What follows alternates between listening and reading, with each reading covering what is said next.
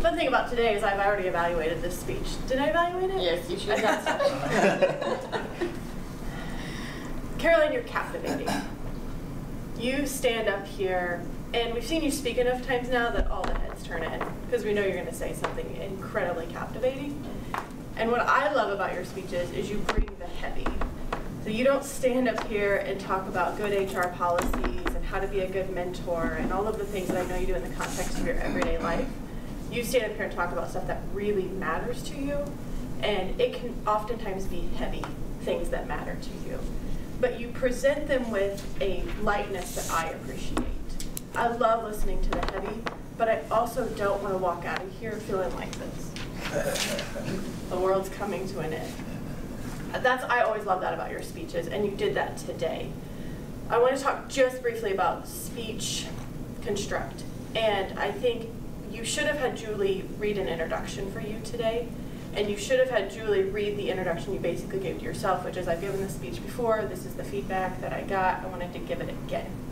And then you could have stood up here and said, Theodore Roosevelt once said, comparison is the thief of all joy. And you would have opened with a punch. Because that quote, while it doesn't hit you right away, 30 seconds later it hits you.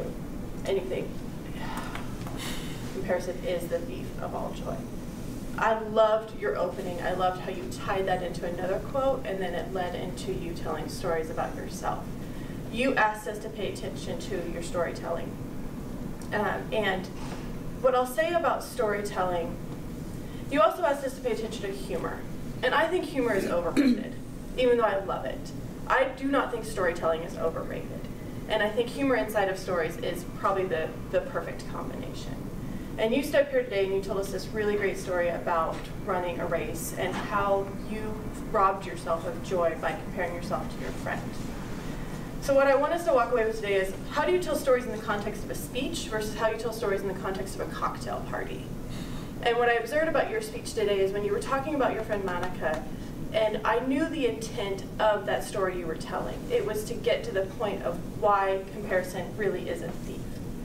You then added in the context about your husband, which I think was important to a point, but then for me it went a little too long about your husband, because I was asking myself, what's the point of this in the context of the speech? Now, if we're at a cocktail party, I want to hear the point about your husband, because that's part of the humor, and that's, in a cocktail party setting, you're entertaining. So that's what I want everybody to walk away with today, is think about when you tell stories in the context of a speech.